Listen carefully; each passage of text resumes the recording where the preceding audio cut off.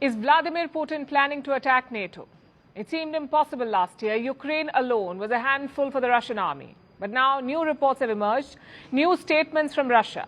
They say Putin will target NATO's soft underbelly, the so-called Achilles heel. And where exactly is that? Let me pull up the map for you. You can see Russia, Belarus, Poland and the Baltic states. Now focus on this land between Poland and Lithuania. It's called Kaliningrad. This is Russian territory, Kaliningrad. Moscow took this land from Nazi Germany during the Second World War. And since then, it's been theirs. Now, Kaliningrad is surrounded by two NATO states, Poland and Lithuania. But there is a land bridge to Russia's ally, Belarus. This land bridge has a name, the Suwalki Gap or the Suwalki Corridor. It's around 100 kilometers long. It's sparsely populated, but it's NATO territory. The Suwalki Gap is shared by Poland and Lithuania. It's been called many things. The most dangerous place on earth, NATO's soft underbelly, and NATO's Achilles heel. But why would Putin attack it? Well, for strategic reasons. The Suwalki Gap is the only way to go from Poland to the Baltics, the only land route. If you take that, you can cut off the Baltic states. 3 NATO nations would be isolated from their allies. That's Lithuania, Estonia and Latvia. So simply put, it's a choke point. Now, if you're watching us from India, this may sound familiar to you. India too has a choke point. This one, called the Siliguri Corridor, also called the Chicken's Neck. This corridor connects India to the northeastern states. What Siliguri is to India, Suwalki is to NATO. But coming back to Putin, what's his plan of action? The Kremlin itself has not said anything, but Russian parliamentarians explained how it would unfold.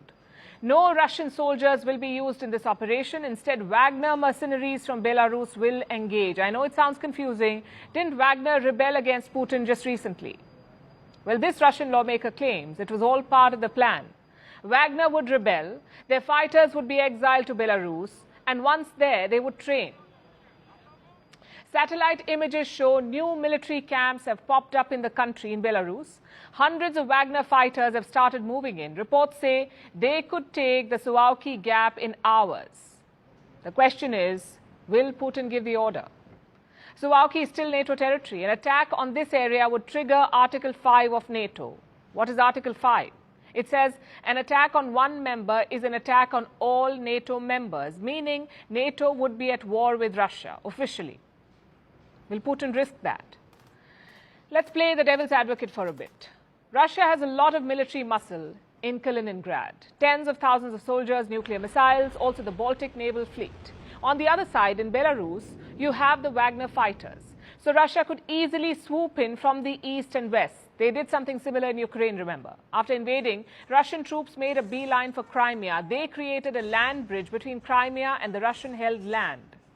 So taking Suwalki would be easy, but holding on to it, that will be much tougher.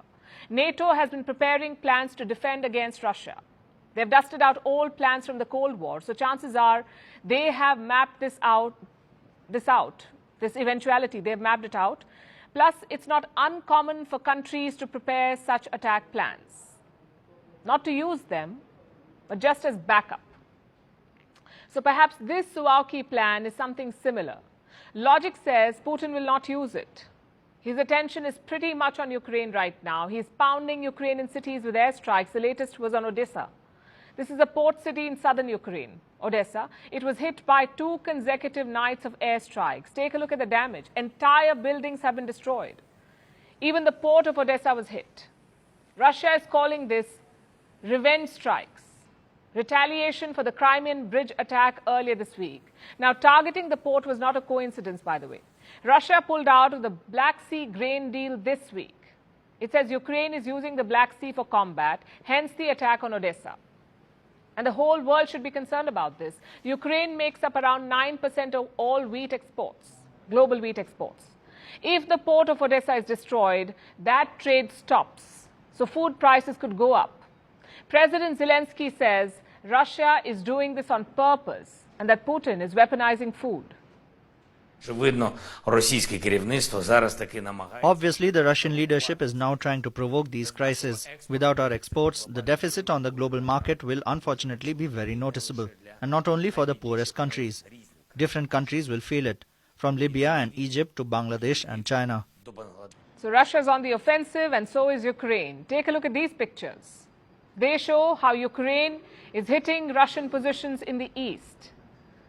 Those are Grad rockets. They're part of Kiev's much-hyped counter-offensive. It's been slow and costly, but Ukraine says this too is part of the plan. Apparently, they're going slow to avoid casualties.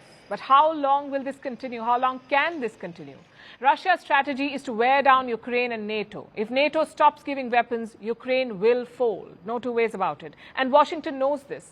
The Pentagon chief, Lloyd Austin, says this is not the time to slow down.